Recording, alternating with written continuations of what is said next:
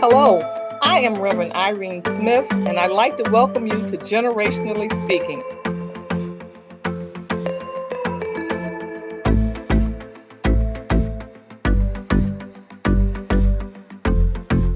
Here at the table, we come and we discuss life issues, no matter what they might be. As we sit at the table with each generation, we all learn, we all grow, we all are inspired. Yeah, yeah. Yeah, yeah. Generationally Speaking. Hello, I am Reverend Irene Smith, and I want to welcome you to Generationally Speaking. You know, when you come to Generationally Speaking, we sit at the table of discernment where we learn from the journeys of others, both young and old, so that we are inspired, informed, and transformed by the renewing of our mind.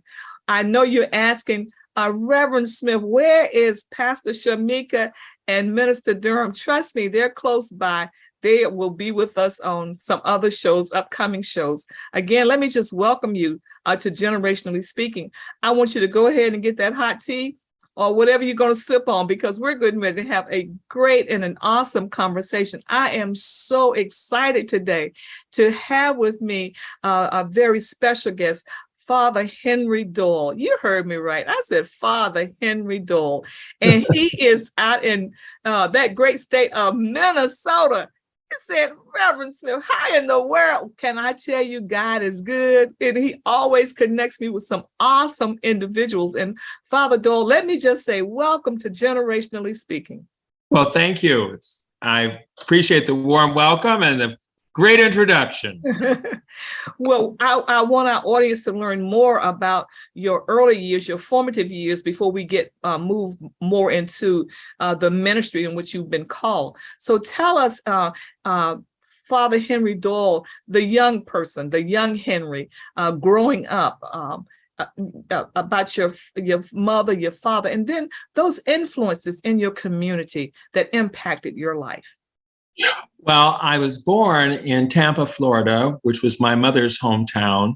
My mother and father met after World War II, and they were married in 1949. I was born 2 years later. I was their firstborn.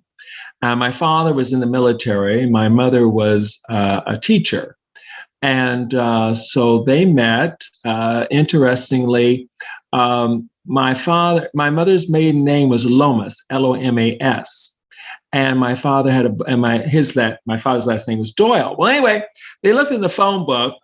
This man did. His name was Lomas, and came across my grandfather, was the only one listed, Henry Lomas. He was the only one listed in the Tampa directory. And so he called my grandfather. Anyway, my grandfather invited them over to the house, and my grandmother couldn't believe he did that. But anyway, my mother was the oldest of his three daughters. Anyway, she didn't have a beau or anything. So anyway, Mr. Lomas and my father came over, and eventually my father and mother, decided they fell in love and got married. My father was from Louisiana. He was from a farming family, and he was number 6 child of 12 children. And my grandparents on my mother's side, I would be the third generation to go off to college eventually. But my grandmother, my maternal grandmother, Ada Brown Lomas, was born in the late 19th century, and she was one of 9 children. Her father and mother, at that time when they were growing up in Tampa, Black children or Negro children couldn't go past the 6th grade, then was finally the 8th grade. Mm-hmm. So my maternal great-grandparents sent their sons to Morehouse and their daughters to Spelman, which had high schools. And so my grandmother and her sisters and brother were able to finish their secondary education. And then my grandmother, back then they did 2 years of college, and then they were able to teach, and then they eventually would continue in the summer to earn their Bachelor of Arts degree. And so my grandmother started teaching actually in 1915. She started teaching. Wow. And she and my grandfather, Henry Lomas, met, and they were older when they married. They were 30 years old. When my grandmother was pregnant with my mother, so that was in 1923, because my mother was born early 1924. My great-grandfather came to my grandmother in a dream and said, "No child of mine will be born in a rented house." Whoa. And so my great-grandparents had a house at 1901 Highland Avenue. They built their home. And so my grandparents bought the lots two over from them, 1905 Highland Avenue, and they built a one-story house at the time, and later they would add the second story. My great-grandfather was an independent iceman, and when refrigeration was coming in, his business was going out, of course. But he had a son up in Wilmington, Delaware. My maternal great-grandfather said, and please don't take this wrong, but he said he had never worked for a white man in his life, and he wasn't about to start. And so in his late 50s, he went up to Wilmington, Delaware, and worked with his son. And he sent money home to his wife down in Tampa, because there was still a child at home, because my great-grandparents had kind of a change of life baby, my older sister. And so education was a very important part of our family. My great-grandparents really wanted their children to be educated. And so my grandmother, sisters, and others one became a preacher, one became a businessman. Education was very important. My father's side, my father's father and his brother were able to buy land after World War I in Louisiana, northern Louisiana. So my grandfather, my paternal grandfather, was never a sharecropper. He was able to buy the land. And so, again, it was very important that he be independent. Now, my dad wanted to get off the farm. He had some older brothers who went off to World War II, and my father got away and got to the Army, and he enlisted. And when he enlisted as an enlisted man, but he was really underage. And so he actually finished, they didn't let him go. He finished high school in the Army. And he was able, my father was an accountant, kind of he did bookkeeping and learned that. So, but anyway, very, very important. So I'm one of 5 children born to Robert and Muriel Yvonne Lomas. And my father was in the career military. I had a brother and 3 sisters. My brother and I are a year and a half apart. But anyway, when we were, I was 5 years old when my father was stationed in Germany. And so we were living in Butzbach, which was a part of Frankfurt. And that's where in Frankfurt, my 2 youngest sisters were born. In Frankfurt, Germany. Education was, again, an important part. After we left Germany, my father was stationed at Fort Gordon, Georgia. And my grandmother and my Aunt Pearl drove up in Aunt Pearl's Cadillac to Georgia and brought the bicycles for the 3 oldest of us. And but they took the bicycles back to Tampa because it was decided that we 3 older children were going to go live with our grandmother. The reason being that the school we were going to have to attend was, of course, a segregated school there. This is 1959, but we would have to get up very early to take a bus to school. And so it was decided that my brother and I would go to the school where our grandmother taught. My sister, at the time, she was in kindergarten, but that wasn't a part of the public school at the time. So she went to a private kindergarten. And then when she went to first grade, she went to the school where my aunt taught, my mother's youngest sister. And so we were there for a year. And then a year later, my mother and 2 youngest sisters came down there because my father was stationed in Korea. And after my father was stationed in Korea, so that was 1960, they came down. In 1961, fall of 61, my father was stationed in Fort Carson, Colorado, therefore Colorado Springs. And so we moved out to Colorado. So when I was 10 years old, we moved to Colorado, and that's where I finished high school, I finished college, etc. My father didn't move around very much when we weren't always moving like a number of other families were. My upbringing as far as church was concerned, my family were churchgoers. My grandmother didn't talk about all the stuff she did in the church, but when it came time to build the new church, it was going to be actually further away from where she lived because my grandmother didn't drive. She was used to walking to church. But she said no, she would still get to church. And some of people, when a new church is built, sometimes they get upset about it, but my grandmother didn't. And behind the scenes, she didn't tell us, she didn't brag about it, but she and a number of the women raised the money for the pews in the church. So our family was very involved in church. We had Baptists in the family and Methodists, a couple Catholics. I kind of gravitated, especially when we moved to Colorado, I would go to the library on Saturday. And the library was right across from the Catholic Church. And so I often went over to the Catholic Church on Saturday. And then I would sometimes go to Catholic Mass on Sundays. And the Mass was changing from Latin to English. So I kind of missed the Latin. I liked the Latin. Here I was a boy, 11, 12 years old, but I really liked Latin. In fact, I took it as in ninth grade and 10th grade, I took Latin. But my mother also, my father wouldn't let my mother teach until the youngest of us was in school. So she was a stay-at-home mom until my youngest sister started kindergarten. And so we are 7.5 years apart. And so she started kindergarten and she only went half day. So my mother taught half day at Corpus Christi School in Colorado Springs. And then the next year, my sister was in first grade, so mother was teaching then full time. I would, I was about 11, 12 years old. I thought, well, I think I want to be a priest. I think I'm called to be a priest. I don't know why I was thinking about all that. But then I said, I can't be a priest. I'm a bad boy. I'm not perfect. Because I thought of priests as perfect people. Yeah. Perfect.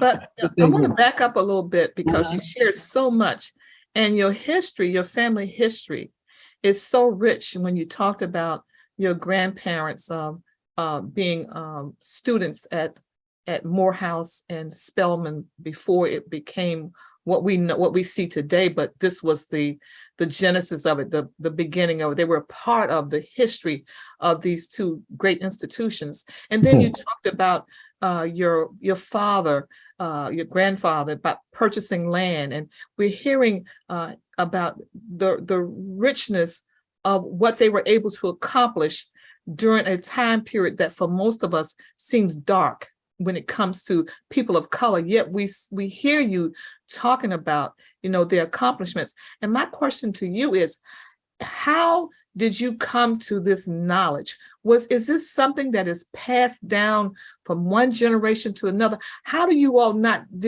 you didn't lose these journeys of your ancestors? How did you not do that? I used to listen to a lot of conversation. And one of the things that happened Monday through Thursday, so when we went to school in the morning, our aunt dropped my grandmother, my brother, and me off at school. Then she went out to East Tampa, picked up a cousin, and then they drove back over to West Tampa where they taught school. Okay. So Monday through Thursday, we would walk home. My brother and I walk home with our grandmother. And we would stop on the way home to visit various people. Mm-hmm. One was a cousin, a number of their older people. See, my grandmother was in her 60s when my grandmother retired when she was 70. So my grandmother was in her 60s, mid 60s, when I started school there, down there in Tampa. And so we would visit a lot of older people.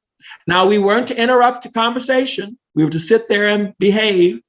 And so I would just listen to them talking about things and how they had, things had developed. Yeah. For example, I learned about a doctor. Now, when he went out in the country, because he had a Cadillac, when out in the country, he dressed as a chauffeur. Wow. So that if he were stopped, Yes. he would say, oh, I'm driving for Mr. So-and-so, and I'm just out here driving for him. So he kept his doctor's bag in the trunk of the car. Wow. Okay. And so I listened to little stories about that, things that had happened. So I learned, I listened, and then in my youth, I was very comfortable around older people. Mm-hmm. And so I would sit and visit a number of the older people. When in Colorado Springs, for example, when we lived in one area, there was only one other family on the block that had children. So most of our neighbors were older people. Mm-hmm. And so now my parents never told me I had to do this. But when it snowed, I get up in the morning, I shovel our walk, and then I go shovel the 2 walks to the west of us. There were widows that lived there. Then I go down the street and shovel the rest of the walks. And I never got paid for it. I didn't expect to get paid for it. I did it because of these older people. Right. And they needed to have that done. Wow. And so, but my parents never said, oh, you've got to do this, Then 2 doors down from us, Miss Shelton, she was, she'd never been married, but she was a friend, and I would do yard work for her and take her on. When I started driving, I'd take her on errands. And sometimes I'd spend my Friday night taking her to the store, but she would talk to me. I learned a lot about the history, the unwritten history of the area, especially Colorado Springs. Now, when I was growing up, you call people Mr. So-and-so or Mrs. So-and-so, but when you got kind of close to this, you call them Aunt Helen or Aunt Mary, something like that. So Aunt Helen, she told me a lot about the unwritten history of Colorado Springs from the Black side, Black people's side, telling me about all the things that happened there. Because again, there was prejudice there. There was discrimination, but there weren't signs saying you couldn't go here, you couldn't go there. People knew where they could go, where they could have a place to live, you see. And so she would tell me about these things, where people could go and where they couldn't go. I remember there was a restaurant. Now, this isn't the chain, but it was called the Village Inn, okay? And it was owned by some people from Arkansas. And until the late 60s, no Negroes, Black people could eat there, okay? They could work there, but they had to work in the kitchen. Mm-hmm. They weren't serving people. But when I was in 1970, I went there and ate with Mrs. Hurlbut. She was a white woman, but she took me there to have lunch. Wow. And so that's where I went and had lunch. So I finally did eat at the Village Inn. Okay. So I noticed that you moved out of Tampa. Your family moved from Tampa to Colorado. Germany. Yeah. Germany. And then Colorado. Then pretty much Florida. I was in Florida for a couple of years, and then Colorado. From 1961 on, we were in Colorado. So how was that transition from Tampa to Colorado Springs, weather-wise and otherwise? Well, I was very used to, when we were in Germany, we had snow. So I was just happy to have snow again. I missed it. And I was able to adjust to the altitude and everything just fine. Also, our schools were integrated. And I went to a school where there were other Black students, but it wasn't predominantly a Black school. And when I went to 7th grade, I was at North Junior. And this is what's interesting. We all lived, when we grew up in Colorado Springs, we lived within walking distance of all 3 schools, elementary, junior high, and high school. So I could walk to school. Mm-hmm. So when I went to junior high school, 7th grade, they started the tracking system. And so I was put into the C track, which was the college prep track. And sometimes I was the only Black child in the classroom. But I wasn't I wasn't uncomfortable. You see, I felt very much comfortable there because I want to go back to something in Tampa. Well, right down a couple of blocks from my grandmother's house, they built the new police station. So we got home from school one day, and I knew about the tours. They were doing tours. So I said to my grandma, I said, well, I asked her, may I go down there? She said, oh, yeah, you may go. Well, then my mother and great aunt Pearl came home. And I said, where's Henry? Oh, he's down there for the tour, the police station. My mother said, she called her mother, Mother dear, how could you let him go down there? You know, Henry has a mouth. You know, he's going to ask questions. He might get in trouble down there. So they went down there, my great aunt Pearl and my mother. But I was already back home. I was home. So they ended up on the tour too. So I was very comfortable, you know, but it did not bother me to be the only Black child in the class, because when I went to high school, there were some other Black students who came in from other junior high schools. They were also in the C track. You know, and then our family, I have to tell you, we were going to a Baptist church, predominantly Black church. And we were in church so long. It was so long. We children were just about, you know, we were like, oh gosh, do we have to? So my mother, and it was also a little different than the church in Tampa. Anyway, we integrated the First Baptist Church of Colorado Springs. My family did. We were, and then about a year or two later, another Black family came and integrated the church. Yeah. And were your parents, you all active in the church, or was just? Yes, we were active. And then I also, like I said, I would go to mass too. Yes, my mother we were active in that church and got to know our pastor very well. Our pastor actually at the time was Reverend Ward Hurlburt. And he was, Pastor Hurlburt was probably, he was late, he was in his 60s. I definitely knew he was in his early 60s.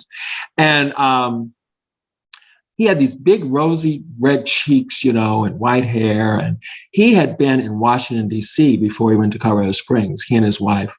And they had been very involved in the civil rights movement in Washington, D.C. So they were very happy to and welcomed us and, you know, let the congregation know that they were very supportive of having an African-American family in the church. And we were welcomed. Yes. So you had this desire, this yearning from someplace that you thought, I'd like to be a priest. Mm-hmm. Do you have any thought now as you look back as to where that yearning could have, what was the genesis of it? Where did it start, do you think? I hear it from you doing all the things that you were doing. I think the genesis probably came from, I was inspired by other ministers. I was inspired by a Black minister in Tampa, Florida, Reverend Dr. A. Leon Laurie. He was very involved in the civil rights movement. Our family was a part of, there in Tampa and still are, Beulah Baptist Institutional Church, established in 1865. Wow. It's the mother church. And Dr. Laurie was very involved in the civil rights movement. He was a very good preacher. And my Aunt Gloria and his wife were good friends. And I got his son, his oldest son was a little older than I was, but then his younger son, who was actually deaf, Benjamin was deaf, and he was along with my oldest sister's age. So we got to know that family very well. I was inspired by Pastor Hurlburt, Ward Hurlburt, and his messages were right on.